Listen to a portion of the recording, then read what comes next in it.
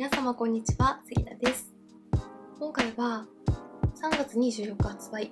NARS のソフトマットプライマーと3月3日発売、エスティローダーダブルウェアセカンドスキンクリームプライマー、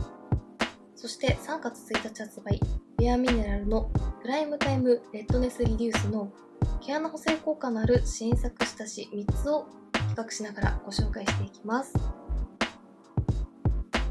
3月はたくさんのベースメイクアイテムが発売されたので、今回は3月にご紹介しきれなかった新作下地の3つをご紹介していきたいと思います。この3つはブランドサイトに長時間崩れが気になりにくいタイプという記載があったり、特に NARS とエスティローダーは毛穴や凹凸を滑らかにしてくれるという下地なので、崩れや毛穴の開きが気になりだすこれからの時期にとても使いやすそうですよね。今回もそれぞれの下地の塗り心地やファンデーションと組み合わせた時の塗りやすさ、仕上がり、そして4時間後のマスク崩れについてご紹介していきますので、少しでも下地選びの参考になれば嬉しいです。こちらのチャンネルでは他にも新作のコスメを中心にご紹介しておりますので、気になった方はぜひチャンネル登録して動画もチェックしていただけたら嬉しいです。それでは早速始めていきます。今回ご紹介していくのはこちら、3月24日発売の NARS ソフトマットプライマー、3月3日発売、エスティローダーのダブルウェアセカンドスキンクリームプライマー、そして3月1日発売、ベアミネラルのプライムタイムレッドネスリデュース、以上の3つです。1つ目はこちら、NARS ソフトマットプライマー。どんなシーンでも瞬時にマットな仕上がりに。変幻自在のみずみずしいジェル状のテクスチャーが肌の上を優しく滑り、ベルベットのようにソフトマットな仕上がりへと導くつけ心地の軽い新プライマーが登場。瞬時に肌の凹凸を整え、ファンデーションの塗りを良くするとともにテカリを抑え、美しい仕上がりが続きます。続いてエスティローダーのダブルウェアセカンドスキンクリームプライマー。ファンデーションとの密着度を高め、毛穴の目立たない艶やかで滑らかな肌を仕上げる化粧下地。潤いに満ちた肌のように包み込み、気になる毛穴や凹凸を整え、柔らかなベルベット肌に仕上げる化粧下地です。ダブルウェアステインインプレースメイクアップとの相性が良く、密着度が高く綺麗な仕上がりが持続します。アジア人女性のために開発されたアイテムだそうです。最後はこちら、ベアミネラルのプライムタイムレッドネスリデュース。肌の赤み、ニキビ跡が気になる方へ。無限ジェルで赤みをカバー。揺らぎがちな時も健やかな肌へ。ケアしながら24時間崩れないプライマー。肌の赤み、ニキビ跡、肌の凹凸が気になる。揺らぎがちな時もメイクを楽しみたい。長時間メイクをキープしたいという時におすすめ。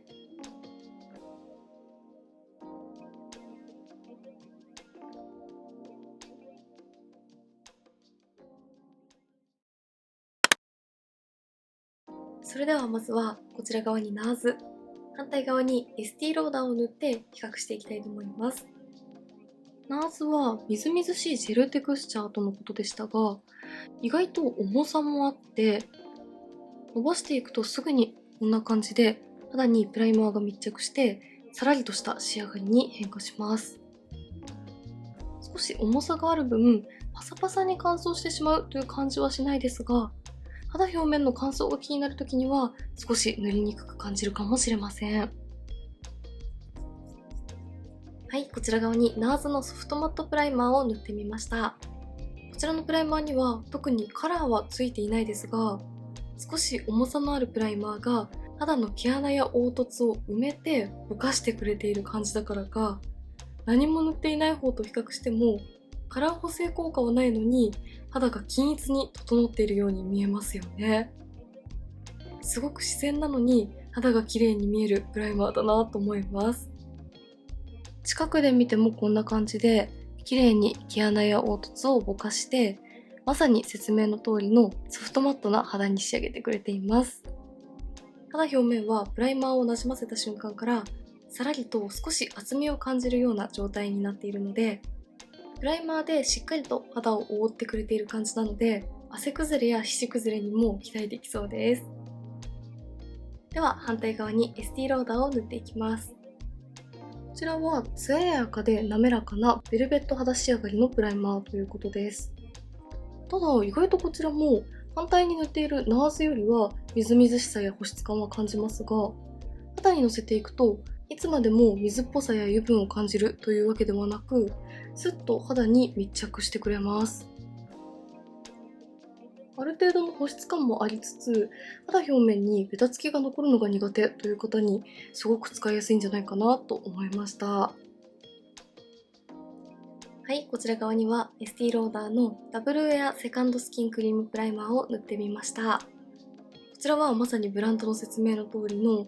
艶やかさと滑らかさもありつつ、毛穴や凹凸も綺麗にフラットに見せてくれるようなベルベット肌という感じの仕上がりでした。テクスチャーとしても反対側に塗っているナーズも少し重さを感じましたが、エスティローダーの方が保湿感があるからか、ナーズよりもさらに重さがあるので、近くで見てもこんな感じで重さのあるクリームで毛穴や凹凸をフラットに見せてくれています。こういったツヤが出るタイプのプライマーはみずみずしくて緩いテクスチャーのアイテムが比較的多いですが、ツヤも出つつ少し重さのあるクリームタイプでしっかりと毛穴や凹凸をフラットに見せてくれているというところがすごくいいですよね。このツヤ感のある見た目通りの内側にはしっかりとした保湿感を抱えつつ、肌表面にはしっかりとクリームが密着しているような触り心地です。アップで比較するとこんな感じです。どちらも毛穴や凹凸をきれいに埋めてフラットな肌に見せてくれているところは似ていますが、比較してみるとやはりナーズの方が少し軽さがあって、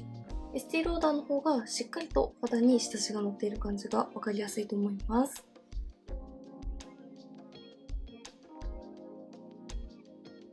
ではこの上にファンデーションを塗ってみてどんな感じに仕上がるのか見ていきたいと思います。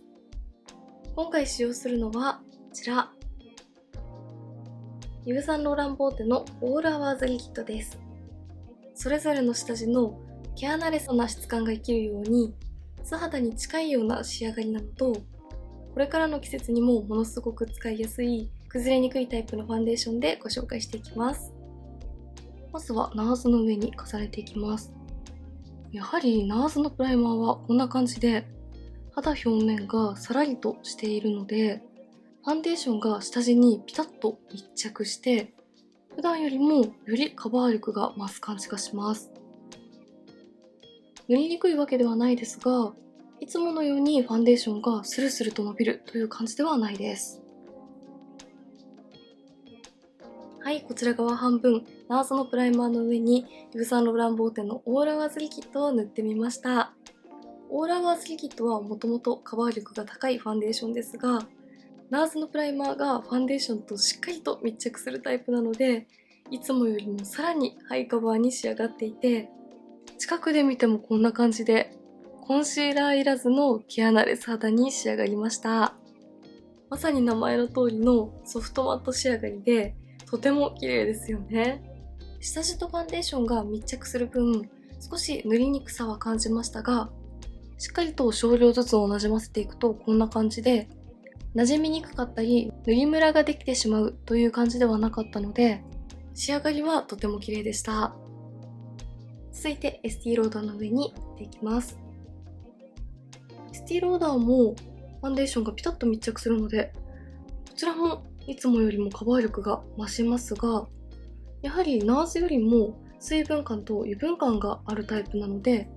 こちらはこんな感じで問題なく伸ばしやすいです。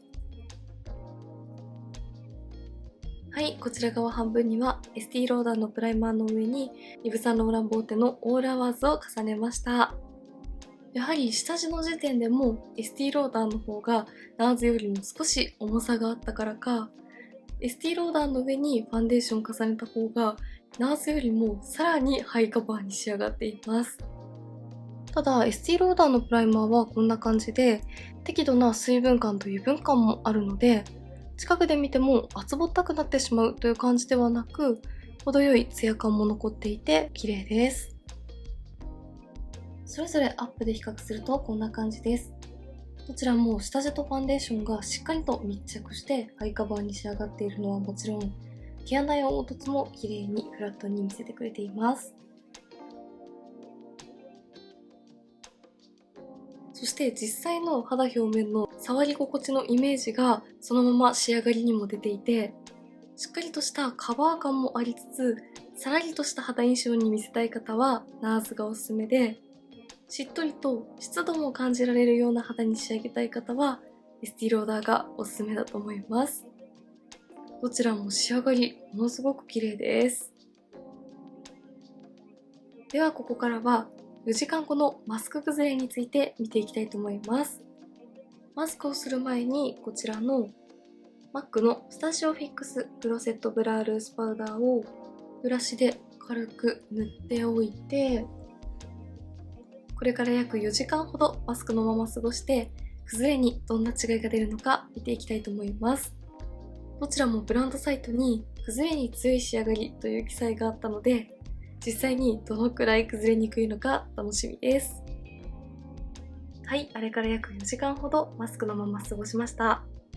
崩れについてどんな感じか見ていきます。マスクの中の肌はこんな感じです。今日はそこまで気温は高くないですが、4時間の間に色々と移動したりなどバタバタと過ごしていました。それでもマスクの中の肌はこんな感じで、崩れに強いイヴ・サンローランドファンデーションと MAC のパウダーで仕上げているというところも関係していると思いますが、どちらも皮脂によるテカリなどは全然気にならないです。ただアップで見るとこんな感じで、どちらも少し重さのあるテクスチャーで毛穴を埋めてくれるタイプだったからか、特にエスティローダーはマスクがよく当たる部分のファンデーションのハゲが気になりました。ナーズはファンデーションがハゲてしまうというよりもファンデーションが薄まっていくような感じでした。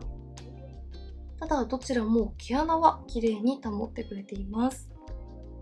そして肌表面を触った感じはどちらも塗りたての時のようなままで、ナーズは小鼻の横や顔の中心なども全くベタつきがなくて、エスティローダーは程よい保湿感はちゃんと残りますが、こちらもベタつきは全然気にならないです。エスティローダーはどうしても厚みが出る分、下地からファンデーションが剥がれてしまう感じが気になりましたが、適度な保湿感もありつつ皮脂崩れに強いというところは肌タイプ関係なく使いやすいんじゃないかなと思いました。マスクをせずに過ごす時にはとても使いやすいんじゃないかなと思います。反対にナーズはパサパサに乾燥してきてしまうというほどではないですが、保湿感を感じるタイプではないので、乾燥が気になる肌タイプの方よりも皮脂による毛穴の開きや皮脂崩れを防ぎたいという方にぴったりだなと思いました。どちらも毛穴をフラットに見せてくれる効果がすごく綺麗でした。では続いてこちら側にナーズを塗ってある状態なので、反対側にベアミネラルを塗って比較していきたいと思います。ベアミネラルの下地は手元で見た時にかなり濃いグリーンのカラーがついているなと思いましたが、伸ばしていくとこんな感じで、今回ご紹介している3つの下地の中で一番みずみずしいジェルタイプのテクスチャーというのと、カラーも意外と濃くなくてすごく自然に肌に馴染んでくれます。はい、こちら側にナーズ、反対側にベアミネラルの下地を塗ってある状態です。ベアミネラルにはしっかりとしたグリーンカラーがついているように感じましたが、カラー補正効果のないナーズと比較しても肌の上にのばしていくとかなり自然で、カラーが強すぎてしまったり顔色が悪く見えてしまうということもなく、とても自然でした。今回ご紹介している揺らぎや肌の赤みが気になる時におすすめのレッドネスリデュースの他に、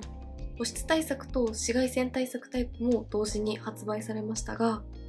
店頭でお伺いしたところ、どれも同じくらい人気だけれど肌の揺らぎが気になるという方が多い今の時期には、こちらのグリーンが僅差で一番人気というふうにお伺いしていたので、このグリーンのカラーがどんな感じなのか気になっていましたが、人気なのも納得なくらいナチュラルで使いやすかったです。そしてテクスチャーとしては、今回ご紹介している3つのプライマーの中で一番軽くてみずみずしいジェルテクスチャーでした。肌の乾燥が気になる時にも、毛穴や凹凸が気になる時にも、どんな肌タイプの方にもみずみずしいジェルが肌にスッと伸び広がってくれるので、とても塗りやすかったです。花粉などで肌の揺らぎが気になってうまく下地が塗れないという時にもとても使いやすそうです。アップで比較するとこんな感じです。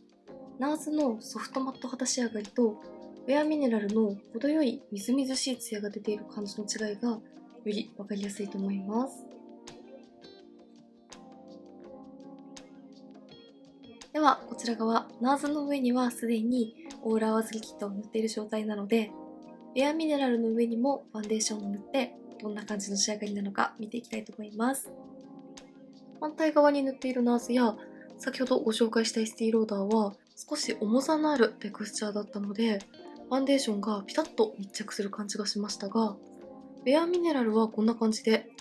みずみずしいジェルテクスチャーなので、ファンデーションもスルスルと伸びてくれてかなり塗りやすいです。肌の揺らぎが気になるときはこういった塗りやすいタイプのテクスチャーは使いやすいですよね。はい、こちら側はウェアミネラルの下地の上にイヴ・サンローランボーテのファンデーションを重ねてみました。反対側のNARSの下地の上にイヴ・サンローランのファンデーションを塗っている方と比較すると、カバー力の違いがかなり分かりやすいですよね。NARSは下地とファンデーションがピタッと密着してハイカバーに仕上がっているのに対して、ウェアミネラルはみずみずしいジェルテクスチャーの下地の上にファンデーションが滑らかに伸び広がる感じなので、こちらもちゃんと密着感はありますが、ある程度の肌の透け感も残ってナチュラルな仕上がりになりました。アップで見るとこんな感じで、よりカバー感の違いが分かりやすいと思います。ただ、ベアミネラルもジェルが毛穴や凹凸をフラットにしてくれている分、ちゃんと毛穴補正効果も感じられます。下地だけでファンデーションの仕上がりにこのくらい差が出るのはすごいですよね。私も今花粉の影響で肌の揺らぎが気になっていますが、肌が荒れてしまってパサついている時にもすごく塗りやすかったです。では MAC のフェイスパウダーを塗って、これから約4時間ほどマスクのまま過ごして、崩れにどんな感じの違いが出るのか見ていきます。はい、あれから約4時間ほどマスクのまま過ごしました。崩れについてどんな感じか見ていきます。マスクの中の肌はこんな感じです。やはりこちら側に塗っているウェアミネラルは塗りたてから今回ご紹介している3つのプライマーの中で一番みずみずしいテクスチャーだったからか、一番水分や油分を感じなかったNARSと比較すると、若干小鼻の横や額のテカリが気になる印象です。ただそれでもこんな感じで、近くで見ても小鼻の横に汚くファンデーションが溜まってしまったり、ドロドロになってしまうという感じではなかったです。アップで比較するとこんな感じです。ウェアミネラルは全体的にファンデーションが薄れて、さらにマスクがよく当たる部分は少しファンデーションのハゲが気になりました。肌表面を触った感じも、ウェアミネラルもベタついてしまうという感じではないですが、全く皮脂が出てきた感じが気にならないNARSと比較すると、どうしても保湿感を感じるタイプなので、少し小鼻の周りなどはしっとりとしてきている印象です。ただ、みずみずしいジェルテクスチャーですごく塗り心地が良かったのと、つけている間も肌をケアしてくれる下地というところはとても嬉しいですよね。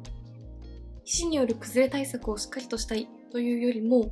塗り心地も良くて塗っている間も負担感のなく植物由来成分でしっかりと肌をケアしたいという方におすすめだなと思いました。はい、ではこんな感じで3月に発売された崩れにくいタイプの新作下地、3月24日発売の NARS のソフトマットプライマーと3月3日発売のエスティローダーダブルウェアセカンドスキンクリームプライマー、そして3月1日発売のベアミネラルプライムタイムレッドネスリデュース、以上の3つを比較していきました。特に NARS とエスティローダーは少し重さも感じるようなしっかりとしたテクスチャーが肌の毛穴や凹凸を埋めてフラットなソフトマット肌に仕上げてくれて、どちらもファンデーションとの密着力も高まってファンデーションをハイカバーな仕上がりにしてくれました。毛穴補正効果やファンデーションがハイカバーに仕上がるところはどちらも似ていましたが、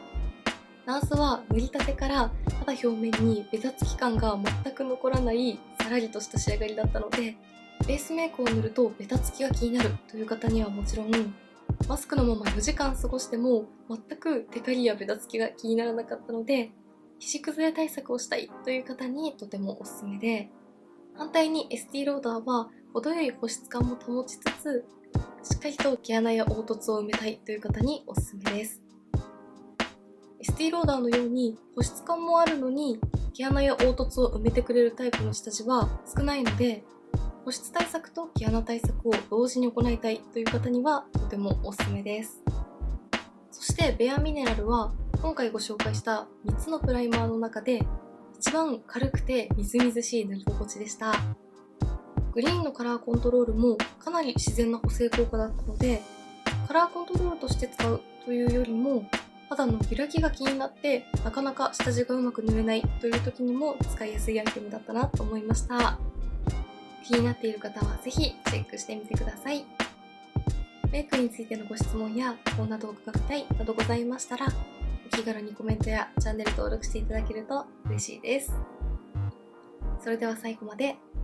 ありがとうございました。